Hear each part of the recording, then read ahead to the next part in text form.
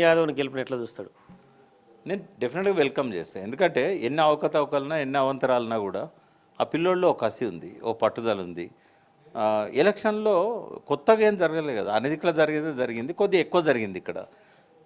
డెఫినెట్గా ఆయనకు మంచి భవిష్యత్తు ఉంది. ఆ కుటుంబం అంటే నాకు బాగా అనుబంధం ఉన్న కుటుంబం అది. నేను ఎప్పుడు ఆ కుటుంబాన్ని తప్పుపడుతూ ఎక్కడ నేను అనుచితమైన వ్యాఖ్యలు కూడా చేయలేదు. ఆ పిల్లోడికి మంచి పేరుంది, ఒక ప్యాషన్ ఉంది. వాళ్ళ తండ్రి ఎప్పుడో రౌడీ షీటర్, అది ఇప్పుడేం రౌడీ షీటర్ లేదు. అప్పుడు కూడా తెలంగాణలో ఒక శ్రీశైలం యాదవ్ కాదు, ఎవరు ప్రభుత్వాలకు వ్యతిరేకంగా వ్యవహరిస్తే వాళ్ళని రౌడీ షీటర్లో ముద్రేసి ఓ షీట్ ఓపెన్ చేసేవాళ్ళు. చంద్రబాబు నాయుడు పీరియడ్లో, రాజశేఖర రెడ్డి పీరియడ్లో ఆయన హైదరాబాద్ బహిష్కరణ చేశాడు. కానీ ఆయన నాకు 40 ఏళ్ళ నుంచి తెలుసు. ఆయన ముళ్ళుతో తీయాలనే తత్వం, ఎవరైనా వచ్చి నా భూమిని ఎవడన్నా కబ్జా పెడతాడంటే వాడిని తన్ని అందులోకెళ్ళి వెళ్ళగొట్టే రకం. ఆయన రౌడీ అని నేనైతే అనుకోవట్లేదు. ఆ కుటుంబంలో ఒక తీరని కళ, ఒక ప్రజాప్రతినిధి కావాలనేది. మొట్టమొదటిసారి ఆ కుటుంబానికి రాజకీయంగా బీఫామ్ ఇచ్చింది నేను. కేసీఆర్ దగ్గర తీసుకెళ్ళి ఆయనకు, ఆయన భార్యకు, శ్రీశైలం యాదవ్కు, శ్రీశైలం యాదవ్ భార్యకు 2002 మున్సిపల్ ఎలక్షన్స్లో నేను సుదర్శన్ రావుతో పాటు హైదరాబాద్ ఇన్ఛార్జిగా ఉన్న పార్టీ తరఫున కార్పొరేట్ టికెట్లు ఇచ్చి కేసీఆర్ని తీసుకొచ్చి జీబులో ఎక్కి ఆయనే, నేను, వాళ్ళిద్దరు ప్రచారం చేశాం ఆ ఏరియా అంతా.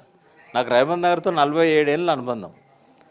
శ్రీశైలం కంటే నేను పెద్ద వయసులో 3-4 ఏళ్ళు. అయితే ఆ కుటుంబం అంటే గౌరవం ఉంది, సాన్నిహిత్యం ఉన్నది. నవీన్ నన్ను అంకుల్ అంటాడు, అన్న అని శ్రీశైలం పిలుస్తాడు. వీళ్ళు రౌడీ షీటర్ అన్నప్పుడు కూడా అట్లా అనకూడదని చెప్పి నేను మందలిచ్చాను.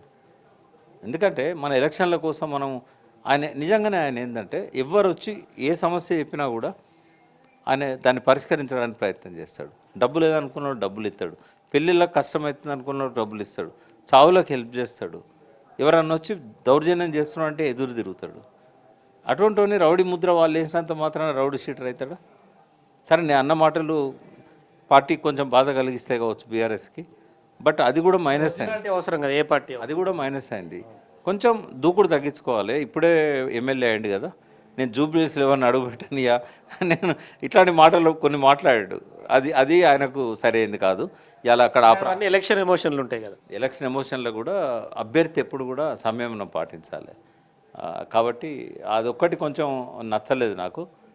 నవీన్కు నేను చెప్తాను, అందరిలాగా కాకుండా ఒక ఆదర్శమైన యువకుడిగా ఆయనకు అవకాశం వచ్చింది కాబట్టి ఒక ఆదర్శవంతమైన రాజకీయాల మార్గదర్శకత్వంలో పోవాల్సిన అవసరం ఉంటుంది. ఆయన డెఫినెట్గా ఫ్యూచర్ ఉంది, కసి ఉంది. కానీ ఇప్పుడు ఆయన ప్రామిస్ చేసిన పనులన్నీ కూడా జూబ్లీహిల్స్ నియోజకవర్గంలో ప్రజలందరికీ కూడా చేయాల్సిన అవసరం ఉంది. వాళ్ళ కుటుంబంతో రేవంత్ రెడ్డి గారికి ఉన్న సంబంధాన్ని, సాన్నిహిత్యాన్ని ఉపయోగించుకొని ఎలక్షన్